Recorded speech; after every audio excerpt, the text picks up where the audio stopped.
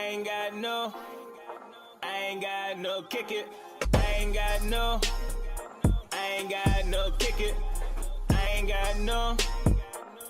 got no kick it.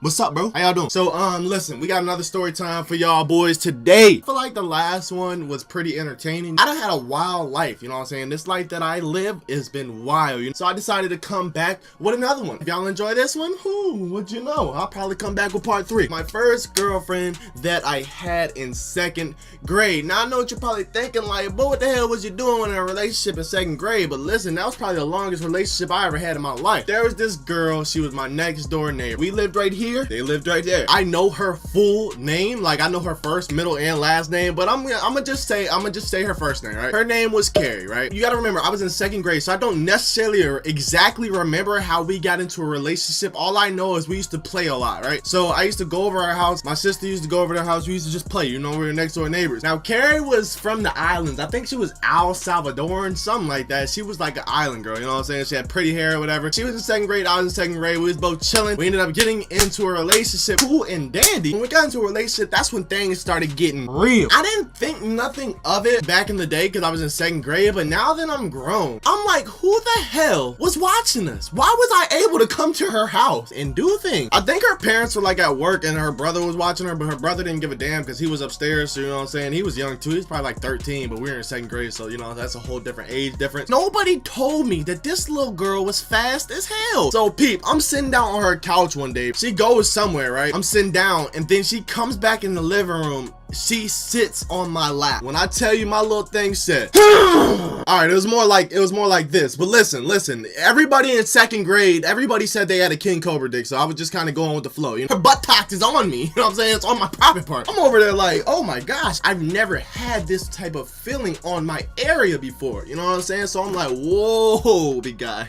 Let's take a chill pill, you know what I'm saying? So then after she's sitting on my thing, she looks over and she says, you know what I'm saying, let's make out. Okay. She starts kissing me. I start kissing her. Like literally we was kissing just like this.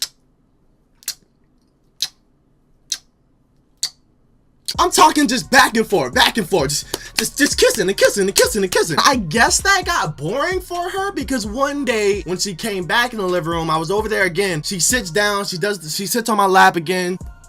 Then she gets off of my lap. I go to kiss her like we always do.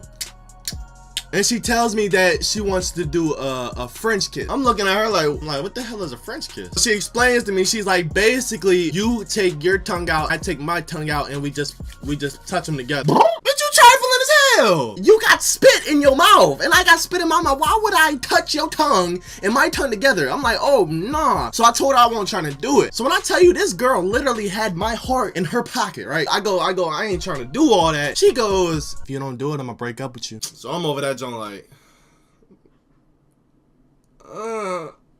and then she comes in like, it literally touched the tip of my eye. I'm like,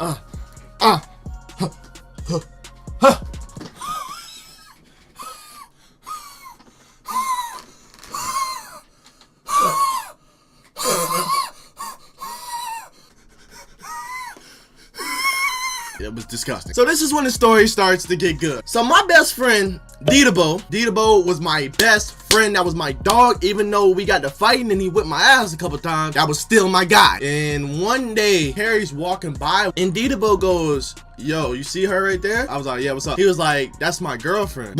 I looked at this man like, bro, that's my girlfriend. And Didabo said the realest shit I have ever heard in my entire life. He looked me dead up in my eyes and he said, that's my girlfriend too. I looked at him and I didn't say anything. I did the ultimate light-skinned person thing. I walked up to Carrie. I was like, is this true? And she looks me dead up in my eyes and she says, yeah, I have 2 boyfriends. Bitch! That's what I wanted to say. What I really said, say less. So now we are both aware that Carrie has 2 boyfriends and it's me and my best friend Didabo. We're both her boyfriend, right? I know what you're thinking. What the hell? Why would you let her have 2? But listen, I loved her. This girl used to break up with me for everything, bruh. I threw a toad at her on accident because motherfucker peed on me. It hit her in her shit. And she breaks up with me. I know what you're thinking, dude. You threw a toad at her face. Where's the loyalty?